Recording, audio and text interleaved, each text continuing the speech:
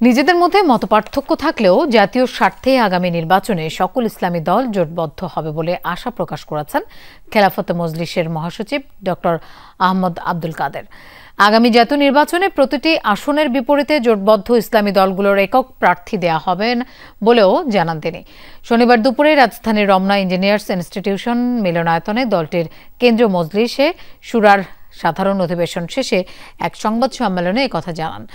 এ সময় বিএনপি মহাসচিব মির্জা ফখরুল ইসলাম আলমগীরের বক্তব্যের সমালোচনা করেন তিনি। একই সাথে ঢাকায় জাতিসংঘের মানবাধিকার অফিস স্থাপনের ঘটনায় নিন্দা প্রকাশ করে এই ঘটনায় সরকারকে পদক্ষেপ নেবার আহ্বান জানান ডক্টর কাদের। ফেসিবাদ বিরোধী সকল রাজনৈতিক দলকে ঐক্যবদ্ধ দায়িত্বের ভূমিকা পালন করার আহ্বান জানাচ্ছি। একই সাথে খেলাধুলা মনে করে রাজনৈতিক ভিন্নমত, সমালোচনা, প্রতিযোগিতা, সৃজনশীলতা রাজনীতির অংশ। তবে বিভাজন, বিভেদ, প্রতিহিংসা, পারস্পরিক অসমান ভাষা আক্রমণ সুষ্ঠু রাজনৈতিক সংস্কৃতি নয়, বরং জাতীয় ঐক্য বিনষ্ট করতে পারে।